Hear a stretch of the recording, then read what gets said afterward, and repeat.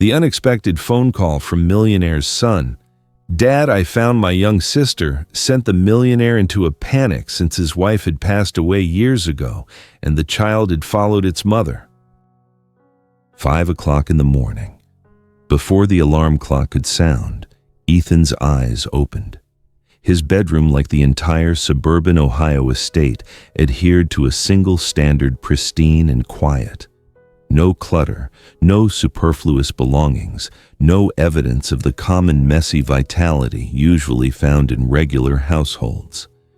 For 6 years, Ethan Carter had managed his personal life the same way he ran his logistics corporation, optimized, emotionally detached, and focused on the bottom line.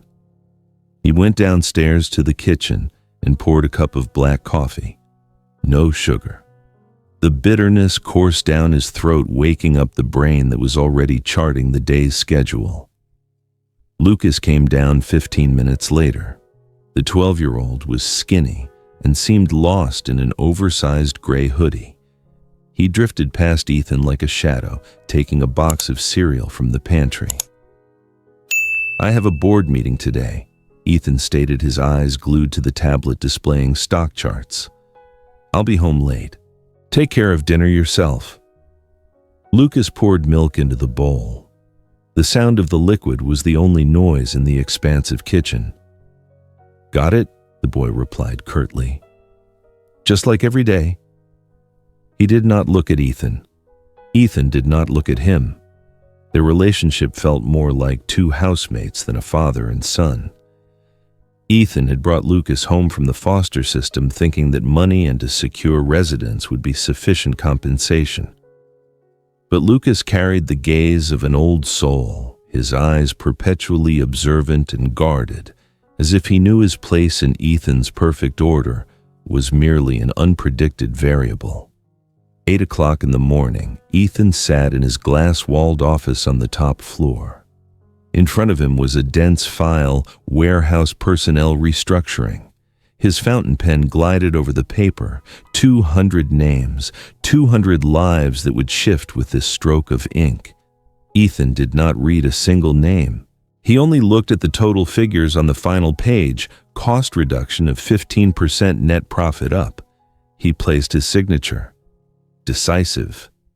Done. At the very same time, Lucas missed the school bus. He pedaled his old bicycle against the wind toward the west side of the city. His destination was not home, but Old Grove Cemetery. The place was neglected, with weeds growing knee-high, concealing tilted headstones.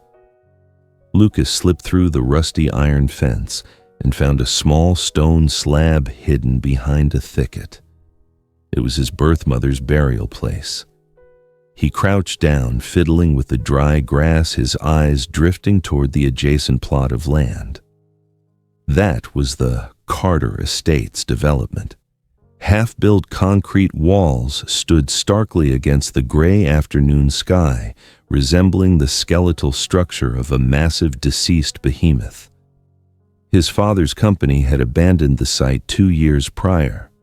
The wind whistled through the cracked wall crevices. Lucas was about to stand up and leave when he heard an unusual sound. It was not the wind, nor was it a cat. It sounded wet, choppy, and came from the pile of rubble separating the cemetery from the construction site. He stepped closer, pushing the tall grass aside. A cardboard box typically used for instant noodles was tucked between two large stones. The lid was taped shut, but one corner had peeled away due to the damp soil. Lucas hesitated. He pulled his house keys from his pocket and used the sharp edge to slice the remaining tape. The lid sprang open. Lucas's world came to a halt. Curled up in a heap of foul-smelling rags were two tiny infants. One was pale, lying motionless. The other wiggled weak fingers, its mouth opening, but too feeble to utter a cry. Lucas stumbled back, dropping his keys onto the ground.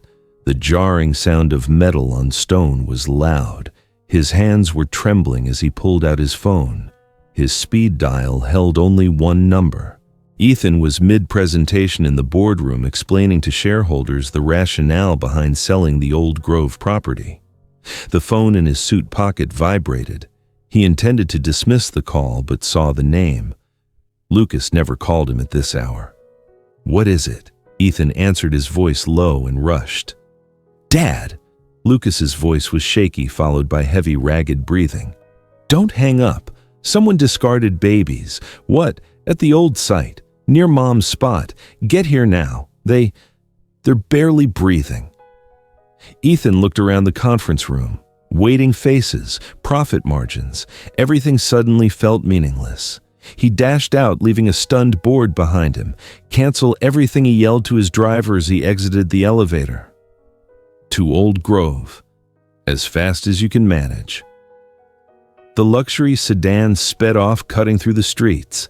Ethan gripped his phone tightly. The line remained connected, but Lucas said nothing more, only the sound of the wind rushing through the speaker. As the car screeched to a stop at the cemetery gate, police sirens and an emergency vehicle alarm blared in the distance. Ethan sprinted into the deserted property, his leather dress shoes slipping on the mud. Lucas was standing there, right near the edge of the abandoned construction site. His arms hung loose, his face ashen, his vacant eyes fixated on two medical technicians, swiftly loading small bundles onto stretchers. "Stand back," a law enforcement officer shouted, stretching a yellow barrier tape. Ethan ducked under the tape, rushing to his son. He intended to place a hand on Lucas's shoulder to offer some customary adult reassurance that everything would be fine, that it was being taken care of. But Lucas shoved his hand away. The boy did not look at his father. His eyes were glued to the empty cardboard box being tossed and tumbled by the wind across the cold ground. "They tossed them out like garbage," Dad Lucas whispered, his voice sounding frighteningly mature. "Just like those figures you always cross off on paper." Ethan froze. The cardboard container rolled one last time and came to rest right at his feet. Ethan stood next to Lucas, both silent. Minutes later, the cardboard box was sealed inside a transparent evidence bag. A forensic officer shone a UV light into the bottom of the container. The blue light swept over the scraps of cloth. "We found this," the officer said, lifting a thin, pale blue receiving blanket, the cheap kind often used in public health facilities. A faint logo featuring a cross was visible in the corner. Beneath the blanket was a slip of paper, not a farewell note, not a last testament, just a piece of paper hastily torn from a school notebook, the edges ragged from being ripped by hand. On it, a single letter was scrawled in dull pencil, M. Ethan stared at the paper, a sense of unease rising in his throat. One letter could not save anyone. It was just the punctuation mark for irresponsibility. "I need to make a call," Ethan told the chief officer, then walked a few steps away, turning his back to Lucas. He dialed the number for the head of communications. His voice returned to the cold, professional tone of a CEO managing a crisis. "Listen, I don't care how you do it. Lock down any news about where those children were discovered. The press can know they were abandoned, but Carter Estates or our project must absolutely not be mentioned. If the stock drops even 1 point tomorrow morning, clear out your desk." Ethan ended the call. He turned back and saw Lucas watching him intently. The boy's eyes were dark, fathomless. He had heard everything. On the drive back, the expensive car became a suffocating metal box. Ethan looked at his son through the rearview mirror. Lucas was huddled in the back seat, his head leaning against the window, his breath fogging a small patch of glass. "Why were you there?" Ethan asked, breaking the tension. "You were supposed to be at chess club at that hour." Lucas did not answer. He used his finger to draw a meaningless circle on the condensation on the window. "Lucas, I'm asking you. A cemetery is not a playground. It's not a playground." Lucas responded, his voice small but clear. It's the only place I don't feel like a temporary guest." Ethan fell silent. He clenched the steering wheel, his eyes fixed on the highway, rapidly receding behind them. Lucas's words were a piercing jab through the perfect veneer he had painstakingly constructed for 6 years. The next morning, the landline on Ethan's office desk rang. An unfamiliar number. "Mr. Carter, this is Dr. Davis from Pediatrics." Ethan set his pen down. "What's their status? Not good. The little boy has severe pneumonia and his core temperature dropped significantly from prolonged outdoor exposure. The girl is underweight. Her lungs are underdeveloped. We have her in an incubator and on a ventilator. Tonight will be decisive." The office door creaked open slightly. Ethan glimpsed Lucas's small back in the gap. The boy stood still for a long moment, then quietly closed the door. There was no sound of running footsteps, only the slight rustle of books being quickly stuffed into a backpack. Ethan considered calling him back, but then chose silence. He needed to handle the stack of documents on his desk first. Emotions were a luxury he did not permit himself to indulge in during business hours. But at 10 o'clock, the head teacher called to report Lucas's absence. Ethan sighed, closing his laptop. He activated the GPS on Lucas's phone. A red dot blinked right at the county hospital. He rose wearily and quickly drove to the hospital. Ethan found Lucas in the hallway of the neonatal intensive care unit. The boy was pressed close to the large glass barrier separating them from the sterile area. Ethan walked up beside his son. He did not scold, nor did he ask why he was skipping school. He looked inside too. The two babies looked like delicate dolls that had been damaged and set aside. Their thin, pale skin showed faint blue veins. "If I hadn't taken that shortcut yesterday," Lucas's voice was raspy. "If I had pedaled slower, or if I'd been scared off by ghosts and run away." He did not finish the sentence. Lucas's shoulders began to shake. His hands gripped the glass frame, his knuckles white. He was trembling not from cold, but from the immense weight of life and death resting on his 12-year-old shoulders. "You saved them, Lucas," Ethan said, placing a hand on his son's shoulder. This time, Lucas did not pull away, but he did not lean in either. He stood stiffly like a wooden figure. "Not yet, Dad," Lucas whispered. "The doctor said tonight is the turning point. I haven't saved anyone yet." From the end of the hallway, a man in a long gray jacket approached. Detective Miller. He looked tired, holding a thick file under his arm and a lukewarm paper cup of coffee. Mr. Carter Miller nodded in greeting, then glanced at Lucas. "Here's the brave young man." Lucas did not turn around. His eyes remained fixed on the incubator. "We have a lead," Miller said, opening his file. The blanket. The batch code printed on the tag led us to the supply room of the public hospital just across town. Only 3 women discharged in the past 48 hours left with that type of blanket. Ethan raised an eyebrow. "Quicker than I thought. That's not all." Traffic camera footage near the cemetery intersection recorded an unlicensed cab pulling over for about 3 minutes around noon yesterday. A woman got out carrying a cardboard box, walked onto the deserted property, and returned empty-handed. Miller pulled out a black and white printout and handed it to Ethan. We cross-referenced the hospital data with the taxi license plate. The driver confirmed dropping her off at a rundown housing unit on the east side of the industrial park. Her name is Maya Reed. Single mother. Gave birth to twins 3 days ago. Ethan took the paper.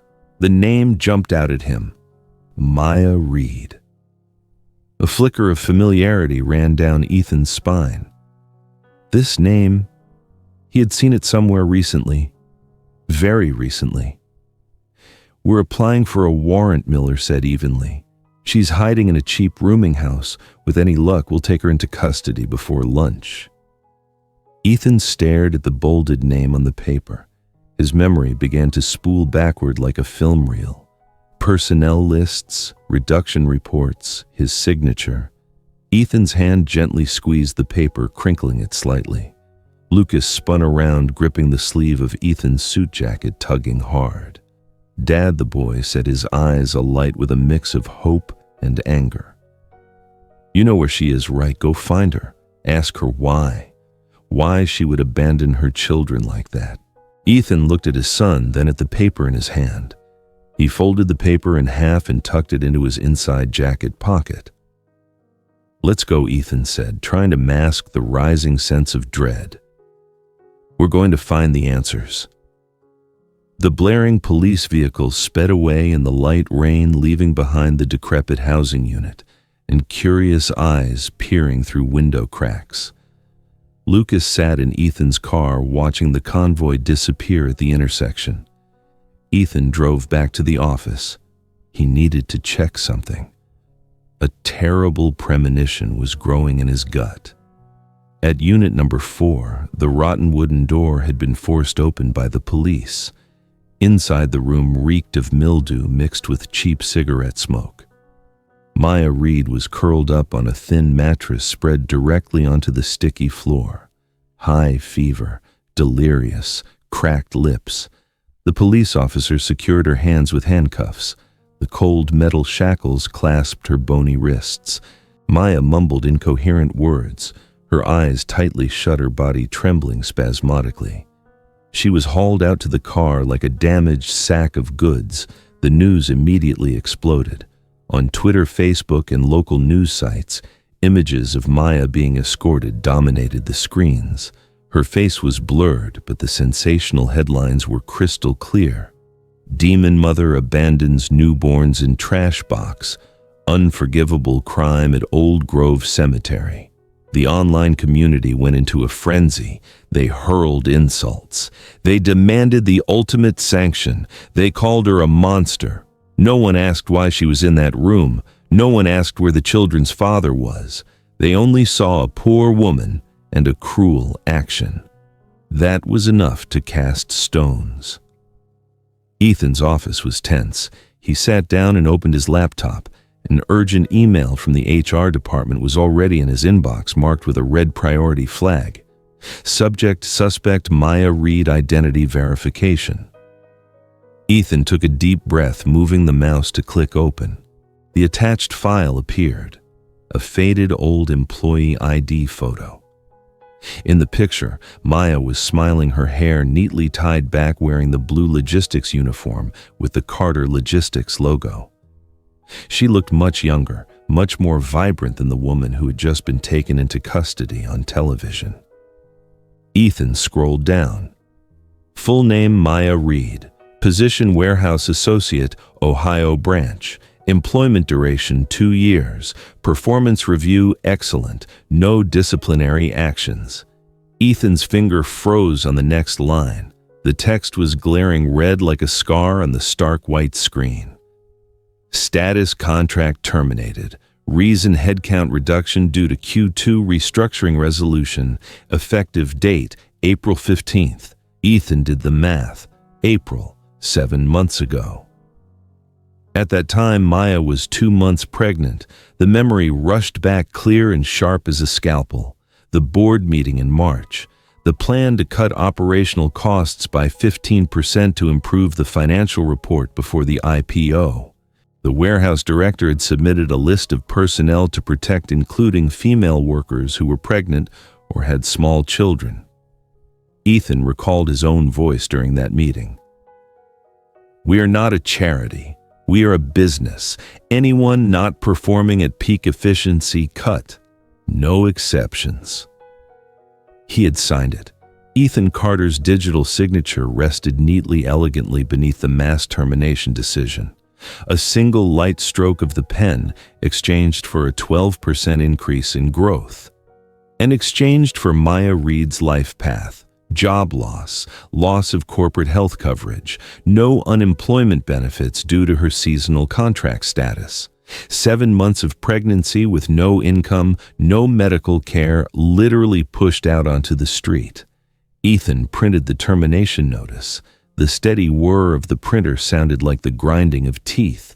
He held the flimsy sheet of A4 paper in his hand. It felt heavy, heavier than the tons of cargo he managed every day. He looked down at his signature. It was no longer a symbol of authority. It looked like a judgment. He was the one who had indirectly placed that cardboard box in Maya's hands, guiding her to his company's deserted property, where she once worked to leave behind the 2 infants she no longer had the capacity to nurture. Knock, knock. The office door opened. His assistant Jennifer walked in looking worried, holding a stack of notepads. "Boss, the situation is escalating. NBC and Fox News are reaching out. They found out Maya worked at our warehouse number 9. They're asking if the layoff had anything to do with..." Jennifer hesitated when she saw Ethan's expression. He looked like he had aged 10 years in 5 minutes. Ethan hurriedly flipped the termination notice face down on his desk. His hand pressed down hard on it, his knuckles turning white. "No comment," Ethan said, his voice husky. "Tell them we are cooperating with the authorities and cannot disclose personal information about former employees. But they're speculating about the layoff policy." "I said no comment," Ethan barked. Jennifer flinched and stepped back. She had never seen her boss lose his composure like this. "Yes, I understand," she mumbled. "What about her original personnel file? Seal the entire thing," Ethan commanded, trying to lower his voice, but still sounding intense. "Lock it in the confidential filing cabinet. No one is to access it without a direct court order or my explicit permission. Is that clear?" "Crystal clear, sir." Jennifer quickly backed out, closing the door. The room returned to an unnerving silence.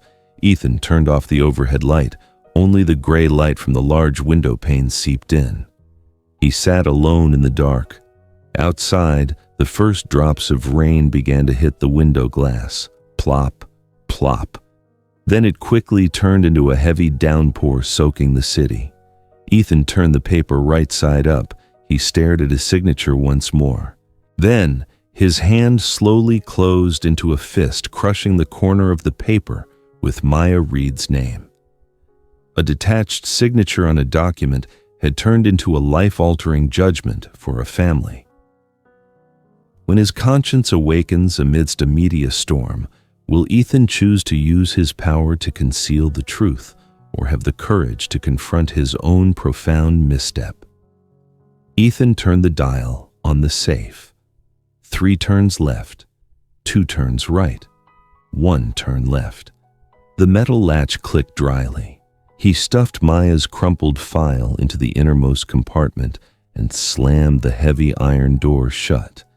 The secrets of his signature were now safe in the darkness, but the feeling of apprehension could not be locked away. He picked up the remote and turned on the wall-mounted television. Breaking news 24/7. On the screen, a crowd of reporters swarmed the steps of the county police precinct. Camera flashes popped intermittently like lightning. At the center of this storm of light was a man, Dylan Brooks. He looked to be in his early 30s, wearing a well-fitted charcoal suit, his hair slicked back with gel. He resembled a mediocre real estate broker trying to sell a dilapidated apartment at an exorbitant price. Beside him was a portly lawyer clutching a leather briefcases. Ethan raised the volume. "Folks," Dylan said into a forest of microphones pointed at him, his voice trembling with emotion. "I had no idea Maya was expecting. We've been separated for over a year. She blocked my number, moved away, cut all contact. This morning when I saw the news, I was devastated." Dylan raised a hand to cover his eyes, his shoulders shaking slightly. A perfect performance. No tears fell, but it was enough to make the reporters gasp empathetically. "This is the DNA test result." His lawyer held up a sheet of paper. "And the marriage certificate. My client is the legal father of both children. He is here to assume the responsibilities that were taken from him." "Mr. Brooks, do you have any words for your estranged wife?" a reporter shouted. Dylan lowered his hand, looking directly into the lens. His gaze was sorrowful, resigned, but beneath it was a sharp calculation. I forgive her. Maya, she's not mentally stable. I will take the children home. I will do everything to make it up to them. Being a single father will be challenging, but I am ready. The screen cut to the studio. Commentators began to praise Dylan as a miracle hero. Ethan turned off the television. The dark screen reflected his pensive face. He did not believe those dry expressions of sadness. He recognized the scent of deceit. The desk phone rang. Mr. Carter, Dr. Davis's voice sounded filled with frustration. We have a problem. This newly arrived father, Dylan Brooks, he's here. What does he want? Ethan asked. He is demanding to transfer the 2 babies to St. Mary's Hospital. He claims the costs here are too high and his insurance won't cover it. He wants to move them to a regular room to save for the future. Ethan clenched the receiver. The children are still on ventilators. Moving them now is a major risk to their survival. I explained that to him, but he has legal paperwork, and the crowd outside is pressuring us, saying we are obstructing sacred fatherhood. Keep them there, Ethan commanded, at all costs. Tell him their health condition does not permit movement, not even an inch. As for the expenses, Ethan paused for a second. The Carter Logistics Charitable Fund will cover everything, anonymously. Don't let him know where the money is coming from. Just say a generous benefactor is sponsoring the care. Understood. Thank you, Ethan. Ethan placed the phone down. He had just tossed money out the window, but this time he felt no regret. Meanwhile, Lucas was executing his own mission. He skipped school again that afternoon. This time he did not stand outside the glass. He took advantage of a shift change among the nurses, sneaking into the inner hallway, hiding behind a tall medical cart. He saw Dylan. The man the television called the Great Father was standing in front of the incubator. He wasn't wearing his medical mask properly, pulling it down to his chin, revealing his clean-shaven face. He was not looking at the 2 infants. He was looking at his phone screen. Dylan raised his phone high, adjusting the angle so his melancholic face took up half the frame, and behind him were the 2 babies struggling for breath in the glass box. He took photos continuously. Once finished, he hunched over, typing rapidly on the screen, muttering, "This angle is a bit dim. How should I write the caption to sound heartfelt? A father's broken heart." Lucas clenched his fists. He wanted to rush out and punch that deceptive face. He wanted to scream that this was not a zoo and his little siblings were not props for him to garner attention. But before he could act, a large hand grabbed him by the collar. "Hey kid, what are you doing here?" The elderly security guard dragged Lucas roughly toward the main lobby. "I saw him taking pictures," Lucas struggled, shouting. "He doesn't care about the babies. He's just taking a self-promotional picture." "Cut it out, kid," the guard sighed, pushing him toward the exit. "That's their father. People get overwhelmed with emotion and take pictures for remembrance. Kids don't know anything, so stop talking nonsense. Go home before I call your parents." Lucas was shoved out through the revolving door. He stood frozen in the hospital lobby, choked with tears and helplessness. Why were adults so utterly foolish? Why couldn't they see what he saw? The automatic door slid open again. Dylan walked out. He was with his lawyer and a group of people wearing T-shirts printed with the logo of a local charity. They had just presented him with an enormous ceremonial check. Dylan was laughing and chatting happily, shaking hands with everyone. The earlier look of profound grief was gone. "Thank you, folks, thank you so much," Dylan said, his voice cheerful. "This money will help me with diapers and formula, and also rent so I can bring the children home." The charity group departed. Only Dylan and his lawyer remained waiting for a car. Lucas hid behind a large concrete pillar. He saw Dylan pull a thick wad of cash from his suit pocket, direct donations from supporters waiting outside. He licked his thumb and began to count. 500, 1,000, 2,000. He counted the money quickly, his eyes shining, his lips curling into a triumphant smirk. The smile of someone who had just won the lottery, not a father who had just recovered his children from the brink. He stuffed the money into his inner pocket, patting his chest, then turned to the lawyer. "See, easy as pie. That crazy Maya woman is a gold mine for me." An Uber cab screeched to a halt in front of him. Dylan climbed in, slammed the door shut, leaving Lucas standing there trembling with a fury he had never known. The car drove away, but the image of Dylan's money-counting smile was branded onto Lucas's mind like a fresh cut. The boy pulled out his phone. He did not call Ethan. Dad would just talk about procedure again, about the law, about the things adults considered right. He needed to do something different. On his own. 6 o'clock in the morning. The air in the 40-floor boardroom was thick with the scent of coffee and anxiety. Expensive suits shifted restlessly on leather chairs. Ethan sat at the head of the table, his hands clasped. He scanned the members of the board of directors. They resembled a pack of sharks smelling blood, but this time the blood was oozing from their own wallets. Carter Logistics stock is down 1.5% pre-market. The chief financial officer flipped a page of the report, his voice as flat as if reading an obituary. The rumors about Maya Reed have begun to leak. If the mainstream press confirms she was a laid-off former employee, the upcoming IPO will be a catastrophe. We need to put out the fire. Immediately, the chief legal counsel, Mr. Peterson, tapped his pen on the table. "I propose the humanitarian aid fund option. We give Dylan Brooks a substantial sum of money to raise his children. The media will hail us as a socially responsible company, a beautiful, clean narrative." And Maya, Ethan asked, his voice icy. "She's the past, a bad apple spoiling the bunch. Let her serve her time. We just need to focus on this great single father. Public opinion loves him." Ethan was silent. He knew Peterson was right from a business perspective. It was textbook crisis management, turn risk into a PR opportunity. The internal desk phone rang. Ethan's secretary walked in looking flustered. "Sir, Mr. Brooks's lawyer just sent a fax. He calls it a draft cooperation agreement."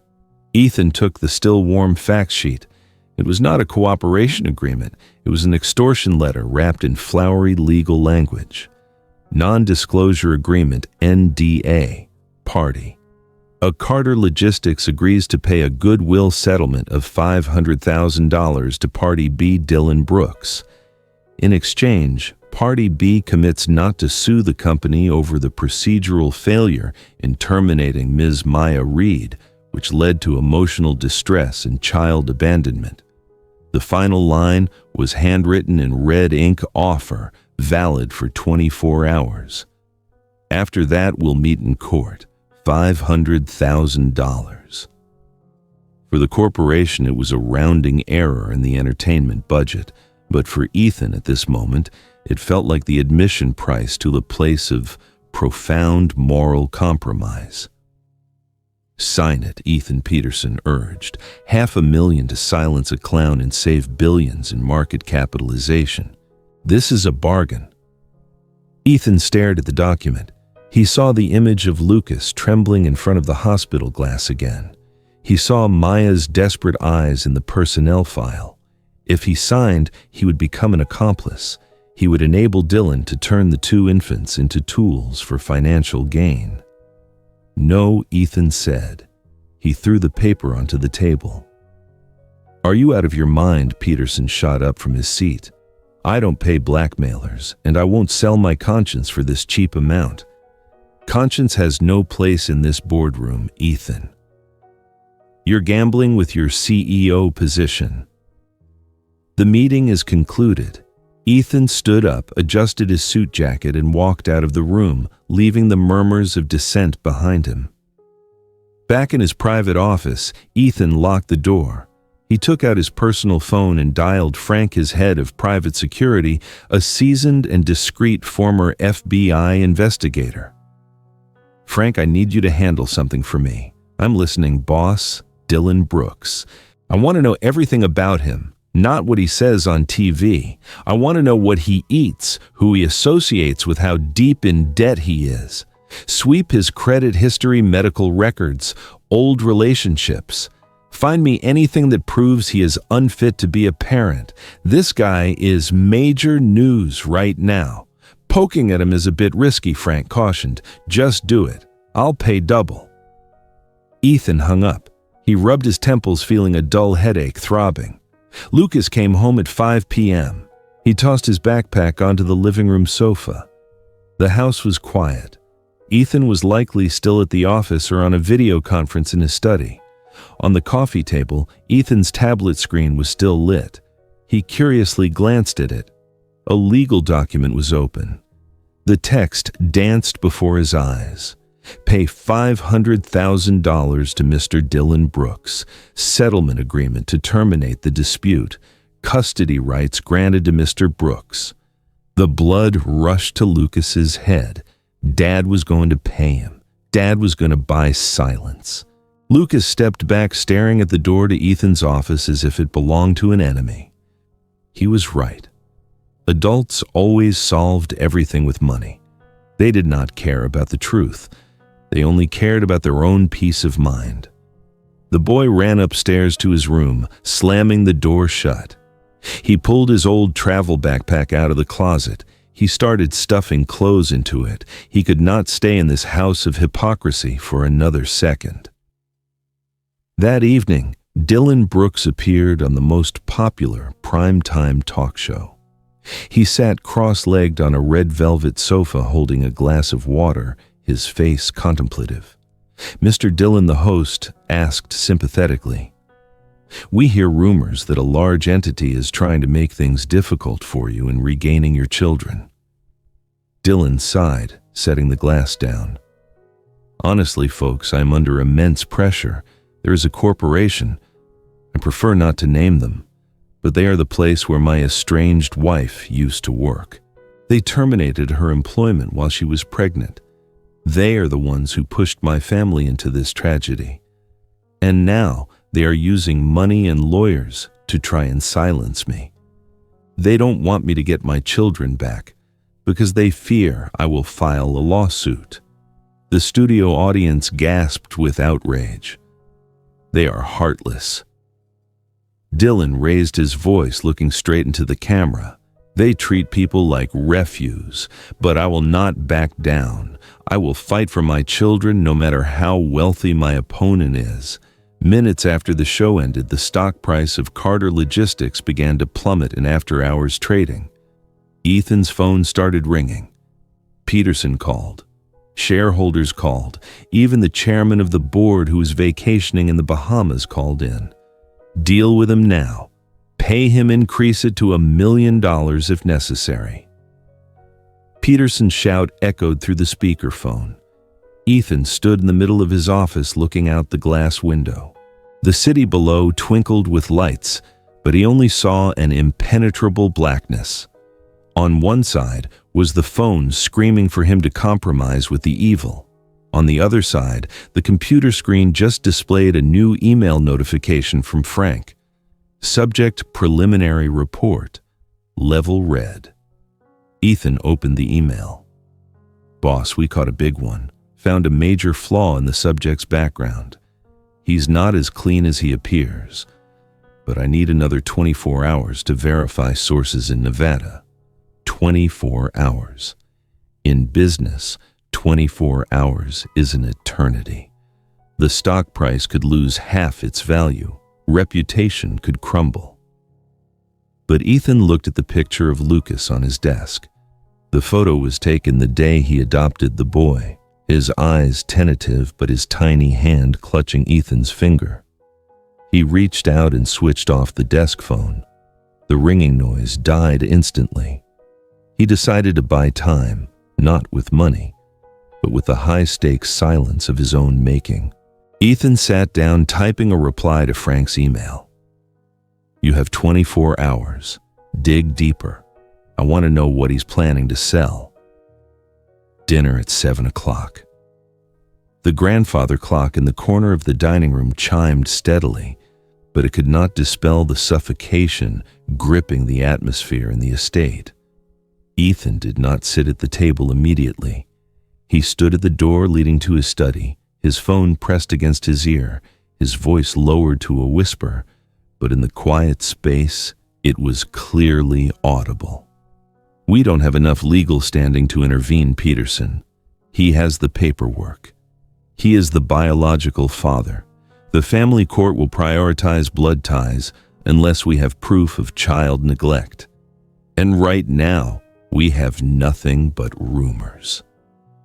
Lucas sat opposite Ethan's empty chair. The boy poked his fork into the cold steak. His ears were perked, absorbing every word.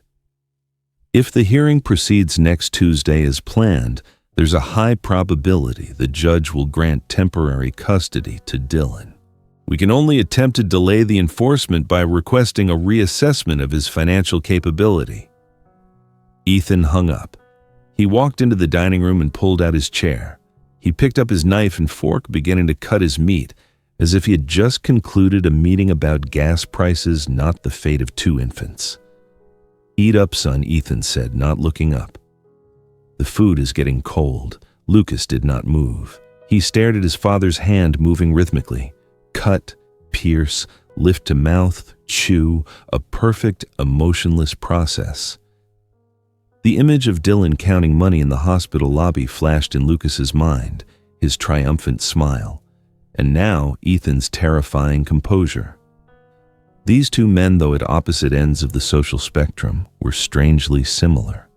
They both viewed the 2 babies as mere figures in a problem that needed solving. "Are you going to let him take them away?" Lucas asked. His voice was not shaky, but cold. Cold as ice. Ethan stopped chewing. He put down his utensils, wiping his mouth with a napkin.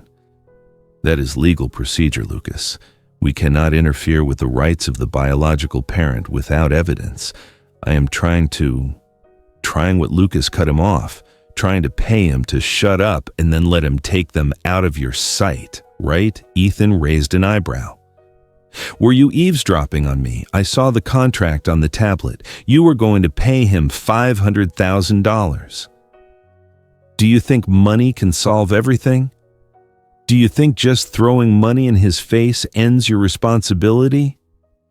Lucas gripped the handle of the stainless steel knife tightly. His knuckles were white. The anger accumulated over 6 years from the silent meals, the perfunctory nods, the soulless, expensive gifts now erupted like a volcano. Clang. He slammed the knife and fork down onto the porcelain table. The jarring sound of metal ripped through the room's artificial quiet. Ethan flinched, staring wide-eyed at his son. This was not the sullen, obedient Lucas he knew. This was a wounded cub baring its teeth in self-defense. Lucas shot up from his seat, the wooden chair crashing to the floor behind him. He leaned his hands on the table, lunging toward Ethan, yelling, "Why would you give them to him? You know, he only wants the money. He was taking a selfie with the incubator to get attention.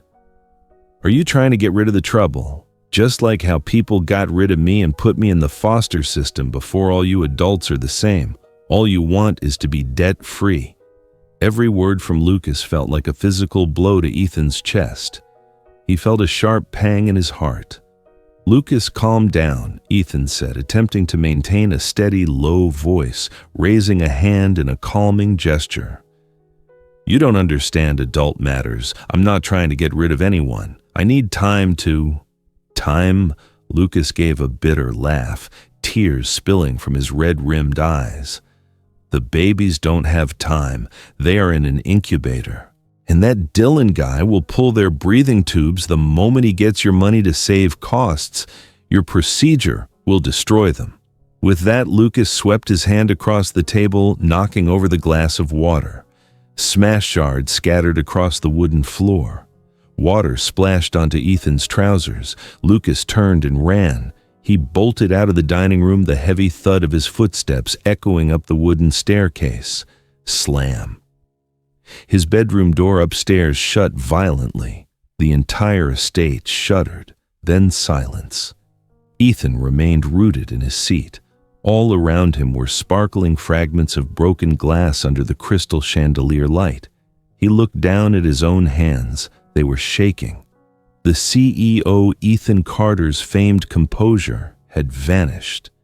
He realized he had just failed miserably. Not a failure in business, but a failure as a father. The calmness and procedure he prided himself on to Lucas were cruelty and abandonment. He stood up, stepping slowly over the puddle of water, climbing the stairs heavily. Each step felt weighted with lead. Standing before Lucas's door, he could hear muffled sobs coming from inside.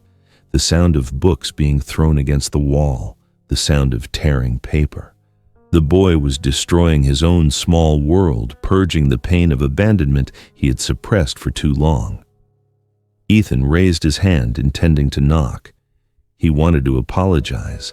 He wanted to say that he had not signed the contract. He wanted to say that he was just as scared as his son, but his hand froze in midair. He was afraid of Lucas's rejection, afraid he would say the wrong thing and hurt the boy further. For 6 years, he had built too thick a wall of separation, and now he did not know how to tear it down. Ethan exhaled, letting his hand drop. He sat down on the hardwood floor of the hallway, leaning his back against his son's door. Inside, Lucas's crying gradually subsided, turning into choked, frustrated sobs. Outside, Ethan sat with his knees drawn up, his head bowed. Father and son were separated by a thin wooden door, yet distant by an ocean of emotion. For the first time, Ethan felt a terrifying loneliness in his own home. The phone in his pocket vibrated. 1 pulse, 2 pulses. Ethan took the phone out. The screen lit up in the dim hallway. A message from Frank. "Boss, we have a bigger problem. Dylan isn't acting alone. He's coordinating with a contact on the dark web in Nevada. He's looking for a buyer." Ethan stared at the message. The blood rushed to his face. Anger replaced sorrow. He clenched the phone so hard, the touchscreen felt like it might crack. This fight was no longer about the company's reputation. It was a fight to shield those children from genuine malice.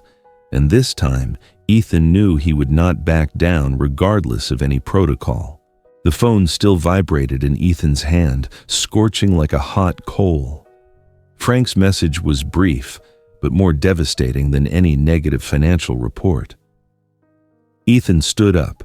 His legs were numb after nearly an hour sitting on the cold hardwood floor. He glanced one last time at Lucas's door.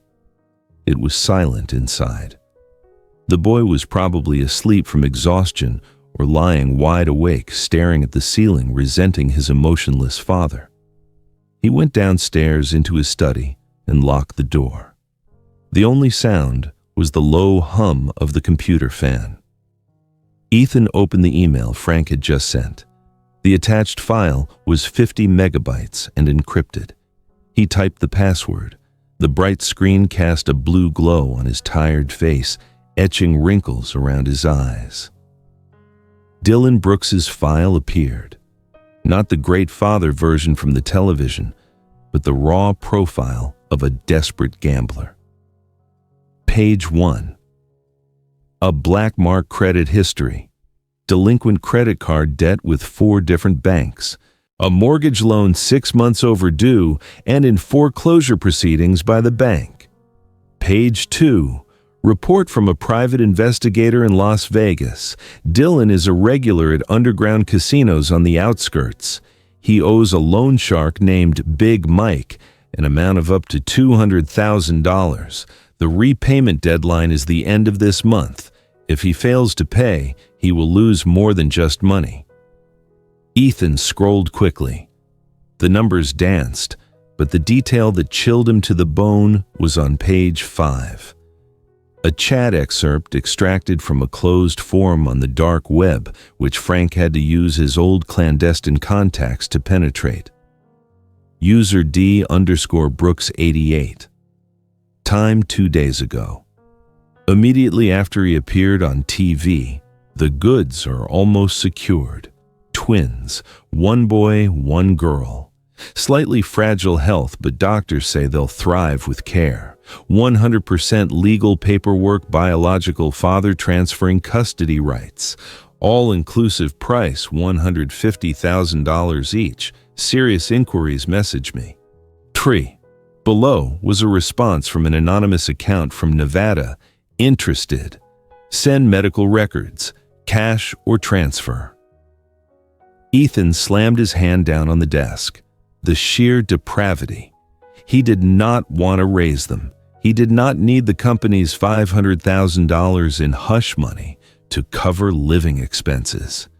He needed immediate cash to save himself from the organized criminals, and he viewed the 2 struggling newborns in the incubator as 2 commodities to settle his debt. He would take the children home, stage a few emotional scenes, and then secretly transfer them to the infertile couple under the guise of private adoption for an astronomical price. A 3 birds with 1 stone situation. Repay debt pocket spending money and discard the burden. Chime. A new message from Peterson, the chief legal counsel. Ethan, have you thought this through? The market opens at 8 a.m. tomorrow.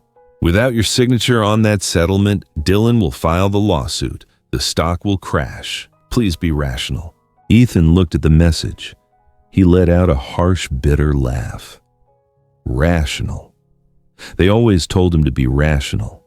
Rationality meant cutting staff to increase profit, indirectly forcing Maya out onto the street.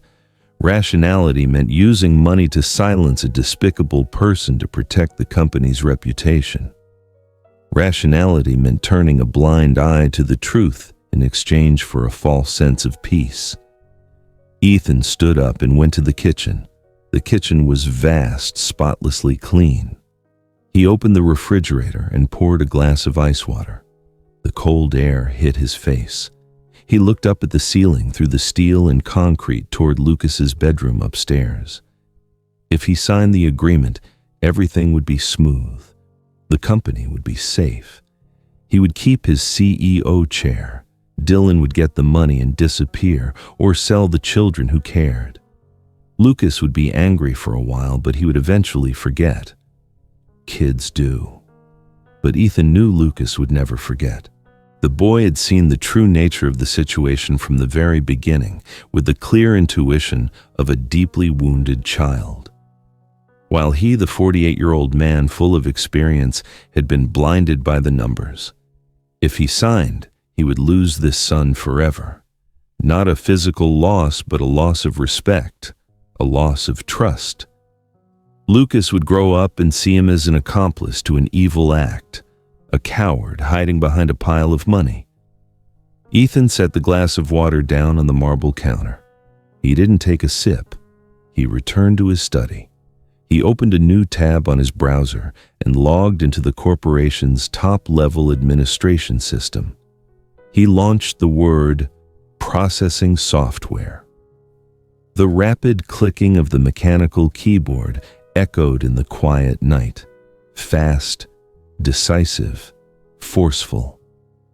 He was not drafting a settlement agreement. He was drafting an urgent summons for the litigation team, the best, most tenacious sharks of Carter Logistics. The people the company only deployed when they wanted to annihilate a competitor, not just for defense. To the entire legal team subject, Maya Reed, Dylan Brooks' child custody case. Request prepare a countersuit against Dylan Brooks for fraud, financial deception, and trafficking of minors. Time be in the office at 7:00 a.m. tomorrow. Bring everything you have. P.S. This is not about protecting the company. This is about destroying a predator. Ethan hit send. Then he printed out Dylan's entire damning file.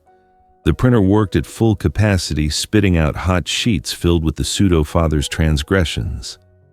Ethan clipped the thick stack of documents together, placing it neatly on his desk next to his car keys. The wall clock showed 2 a.m. He set an alarm on his phone, 6 a.m., meeting with Maya. He needed a witness, the only person who could confirm the truth. The great father's mask has fallen, revealing the face of a cold-hearted trafficker. 6 a.m. tomorrow is the deadline. Will Ethan compromise to save the company or declare war to save the children? The most intense counterattack is about to begin. Hold your breath for the next installment. 6:30 in the morning. Hamilton County Detention Center was cold and reeked strongly of disinfectant. Ethan sat in the visitation room, his fingers tapping a rhythm on the metal table. He was not here as a CEO.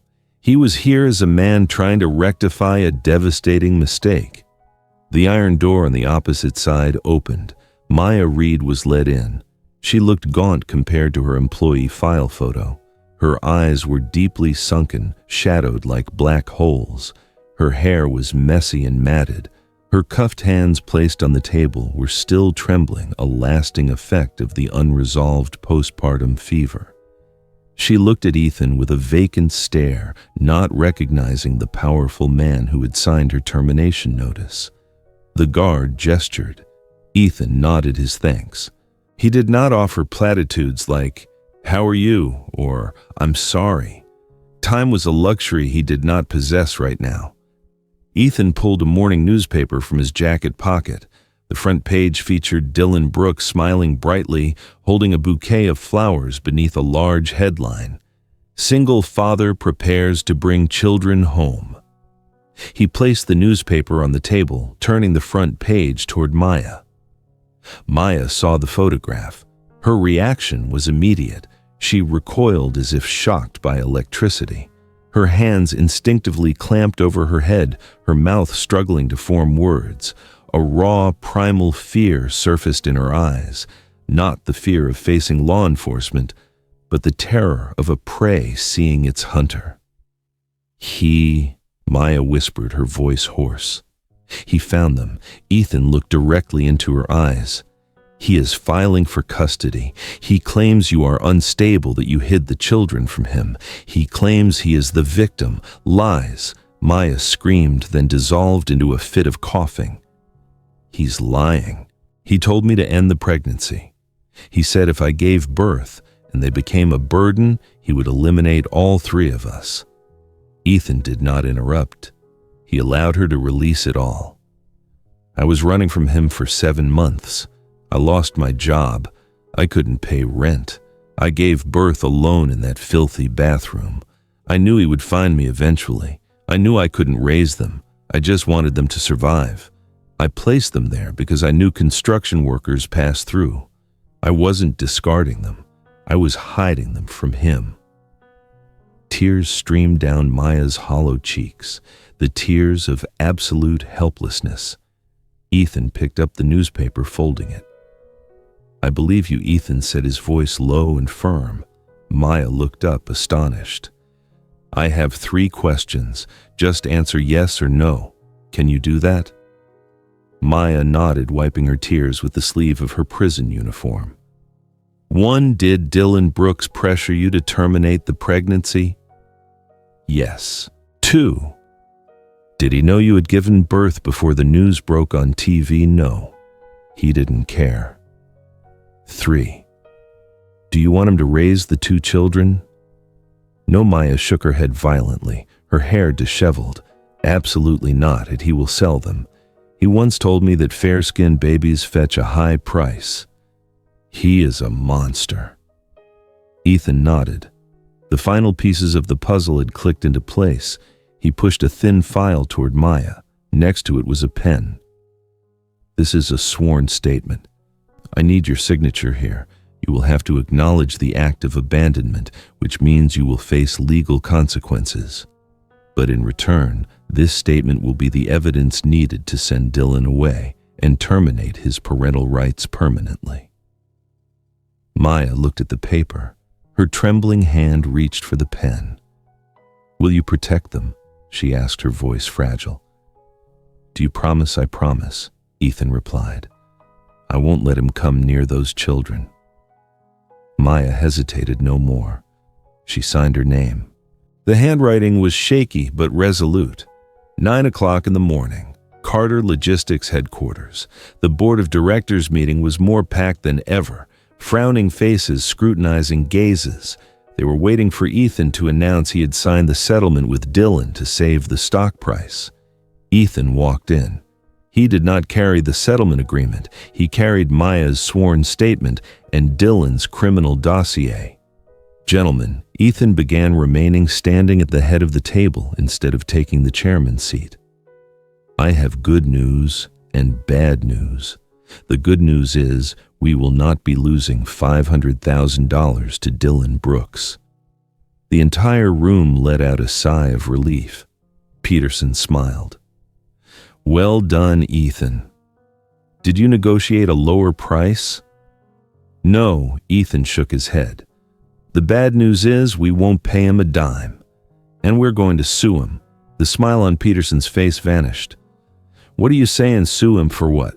For fraud, financial deception, and child trafficking?"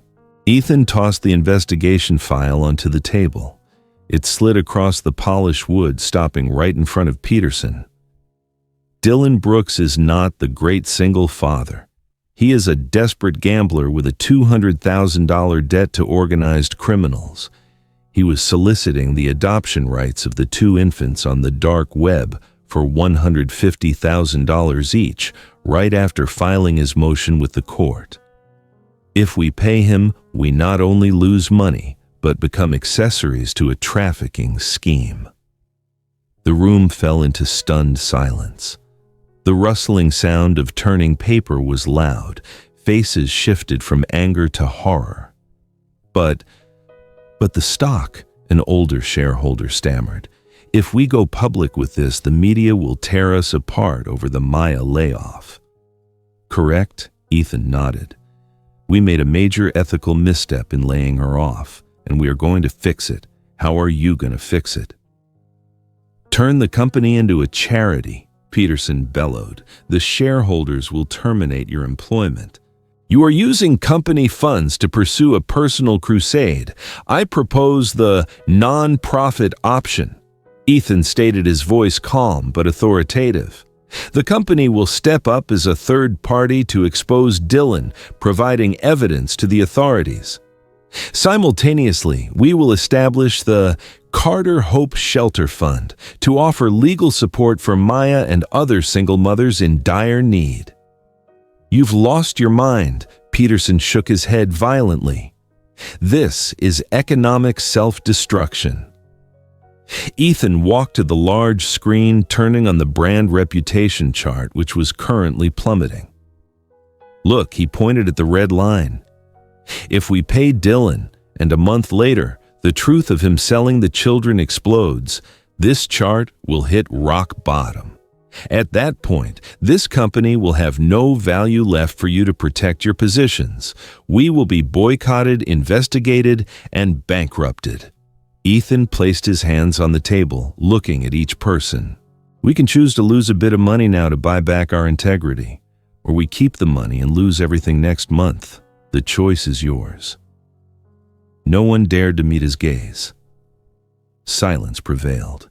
They knew he was right. Ethan collected the files, turning his back to the door. "I will take this silence as consent. The legal team will file the countersuit within the hour." Ethan walked out of the boardroom. Heated debate erupted behind him, but he no longer cared. He pulled out his phone. 10:15 a.m. Lucas was in his math class. He dialed his son's number, waiting for the ringing to go to voicemail.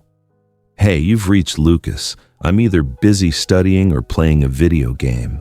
Leave a message."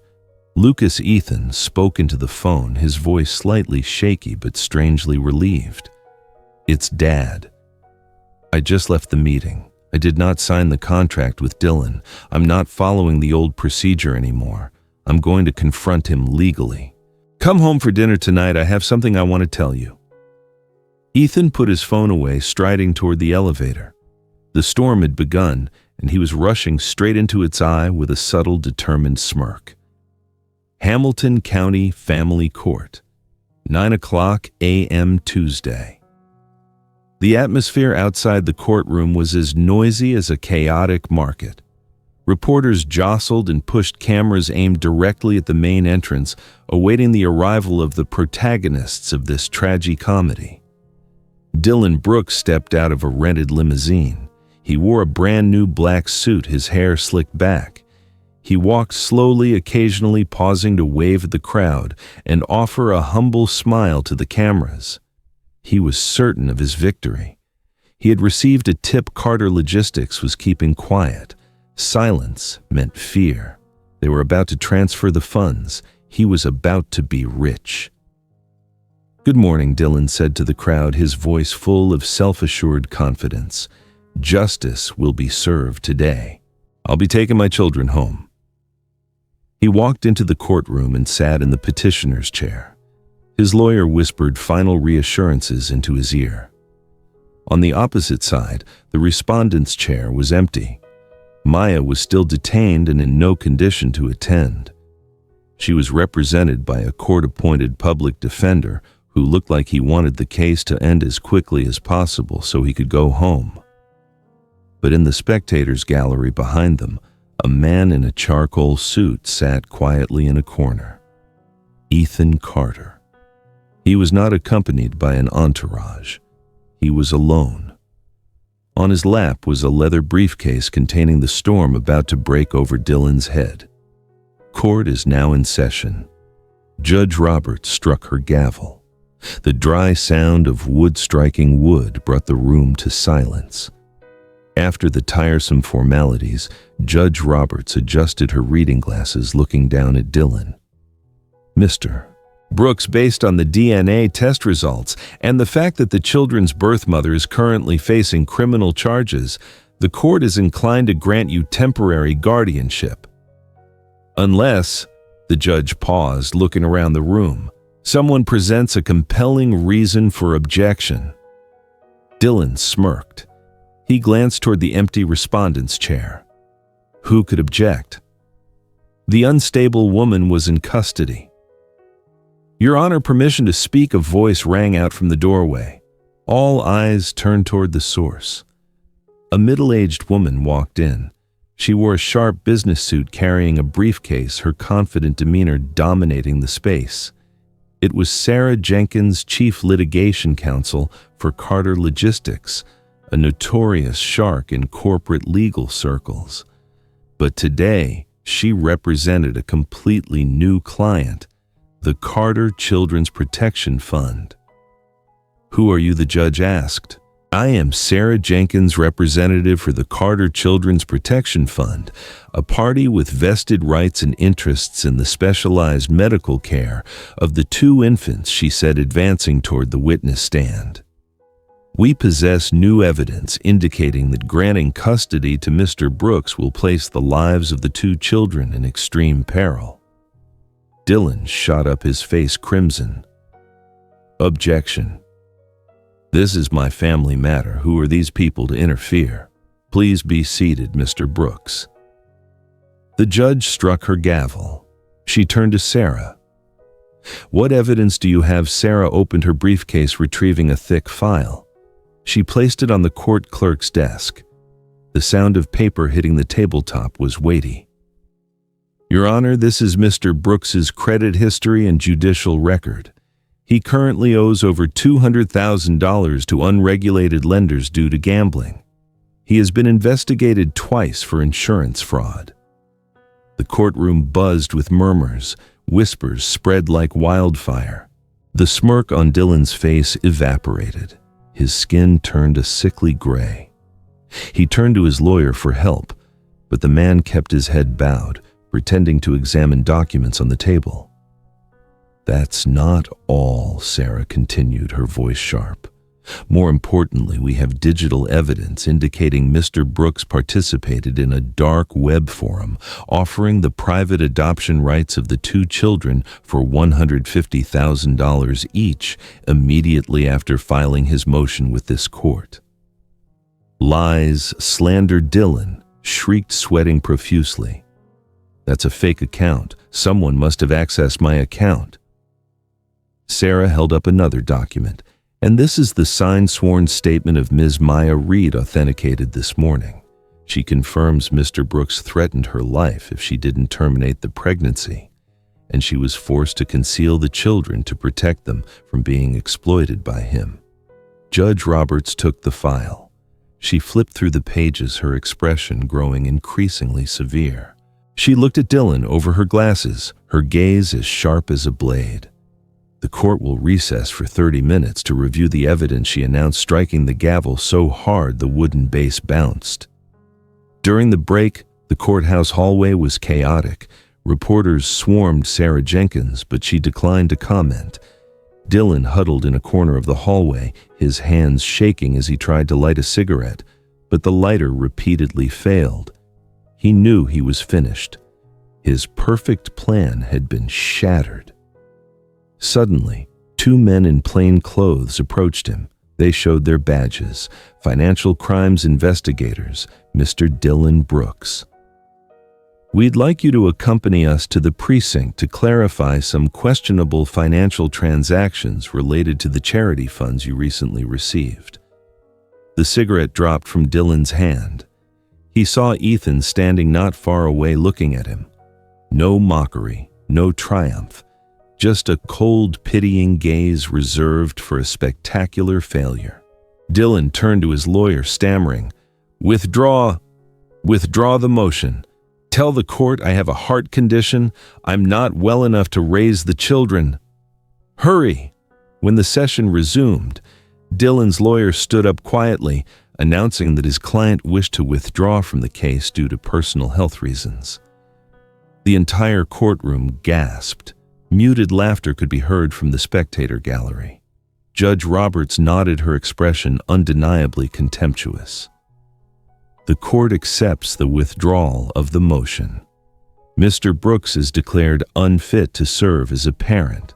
However, she paused, looking at the files, as the birth mother, Mrs. Maya Reed, remains under legal custody. Temporary guardianship of the two children will be transferred to the Ohio State Department of Child Services. They will be placed in the foster care system. Ethan stood up. This was his moment to intervene.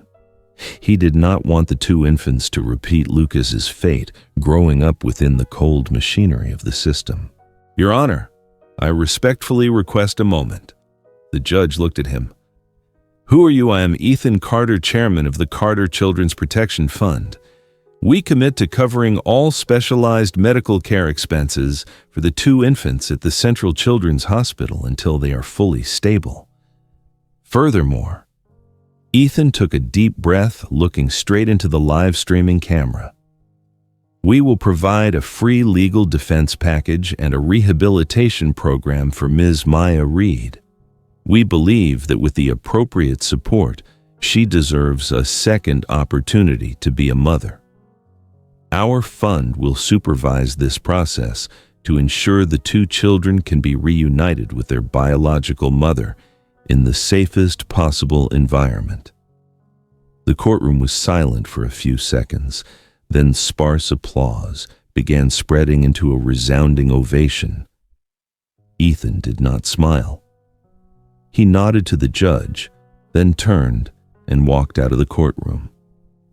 He did not stop in the media zone. He slipped past the crowd of reporters clamoring with questions. "Mr. Carter, why the sudden change in strategy? Are you planning to adopt them yourself?" Ethan did not answer. He quickened his pace toward the black car waiting outside. He needed to get to a place more important than the courthouse. 3:00 in the afternoon, Lincoln High School. Ethan parked his car across the street, rolling down the window. The school bell rang. Hundreds of students poured out of the gate like a hive scattering. He saw Lucas. The boy walked alone, separate from the noisy crowd. He wore his backpack slung over one shoulder, his head bowed, kicking small pebbles on the sidewalk. He looked strangely isolated amidst the sea of people. Lucas stopped at the school gate, looking around. He was looking for the bus, or perhaps in a faint flicker of hope, he was looking for his father's car. Ethan did not honk. He waited for Lucas to see him. Lucas's eyes met the familiar car. The boy stopped short. His eyes widened, filled with scrutiny and apprehension. He did not know why his father was here. To lecture him about the incident last night, or to announce that he had settled the case and given up on the babies, Ethan looked at his son. He did not wave to call him over as usual. He simply nodded slightly, a slow, assured nod. "Get in the car, son. Everything's okay." Lucas hesitated for a second, then walked quickly toward the car. He opened the passenger door, slid inside, and slammed the door shut. The space inside the car returned to its usual quietness, but this time the quiet was no longer heavy. It felt like the pause before a new piece of music begins. The car rolled smoothly along the highway. Ethan did not turn on the radio, as was his custom. He reached into the back seat, took a hard plastic blueprint tube, and placed it on Lucas's lap. "It's not a toy," Ethan said when he saw Lucas looking at it doubtfully. "Unroll it." Lucas twisted the cap, pulling out a large roll of paper that still smelled of fresh ink. He spread it across the dashboard. It was an architectural blueprint, but not the cold high-rises or sterile warehouses he usually saw on his father's desk. This was a residential complex. The stark concrete blocks at Old Grove had vanished, replaced by rows of cozy low-rise homes, a lush park with swings and slides, and a career counseling center right at the main entrance. The bold text in the corner of the blueprint caught his eye. Project Hope Shelter. Developer, the Carter Fund. "I signed the land use conversion decision this morning." Ethan set his eyes on the road, but a faint smile curving his lips. "The company will take a heavy financial hit on this project. The board is probably ready to dismiss me, but this will be a place for people like Maya. Single mothers, laid-off workers, people who need a safety net so they don't have to abandon their children." Lucas looked up, his eyes wide with astonishment. "So? You're not bringing the babies home. I thought if you won the case, you would adopt them." Ethan shook his head gently. He slowed the car, turning to look at his son briefly. His voice lowered, no longer bearing the commanding tone of a CEO, but warmly affectionate. "No, Lucas. Adoption is the easy way out. I could afford to raise 2 more or 10, but adoption only saves those 2 children. What about the hundreds of other children? What about the other mothers?" Ethan pointed to the blueprint. "Building this is the real solution. I want their mother to have a chance to redeem herself. I want them to grow up with their biological mother when she is ready, supported rather than dispossessed." Lucas looked down at the blueprint, then back at his father. He understood. Dad didn't choose to be a publicized, heroic philanthropist like Dylan. He chose to be the plumbing repairman, getting his hands dirty to fix the fundamental flaws in the broken system itself. The boy dropped the paper roll and lunged across the center console, hugging Ethan fiercely. The sudden embrace caught Ethan off guard. His expensive Armani suit jacket was crushed under his son's tight grip. His shoulder was damp with hot tears. For the first time in 6 years, Ethan did not push his son away. He released one hand from the steering wheel, clumsily patting Lucas's back. This emotional mess, it didn't feel bad at all. That evening, the kitchen was no longer silent. The clinking of cutlery against the plates now sounded pleasant rather than jarring. "How was your math test?" Ethan asked, placing a piece of broccoli on Lucas's plate. "I got a B-plus," Lucas replied, chewing his food. "Hey Dad, the school soccer team is holding tryouts for defenders. Can I sign up?" "Why not?" Ethan smiled. "I'll buy you a new pair of cleats this weekend. The best ones available." Outside, the large window night had settled over the Ohio suburb. Looking toward Old Grove Cemetery, the darkness was still deep. But if one looked closely in the distance, the construction site's high-powered floodlights had been switched on. The bright yellow light dispelled the bleak chill of the abandoned property. They were not just construction lights, they were a sign of a new beginning. The cold numbers in Ethan's mind had vanished, replaced by a new, more important bottom line. 2. A father and a son. A real family. The greatest compassion is not extending a hand to be a hero and rescue a few lives, but bravely repairing a whole system so that no one is left behind. Ethan taught us the difference between charity and justice. Adopting the 2 children would only be an act of grace, solving the symptom, but giving the poor mother the opportunity and tools to raise her own children is true respect and root-level correction. Don't just wipe away the victim's tears, stop creating them. Note, the story above is entirely fictional. The names, locations, and events have been created for the purpose of illustrating a message of education and artistry. Any resemblance to real people or actual events is purely coincidental.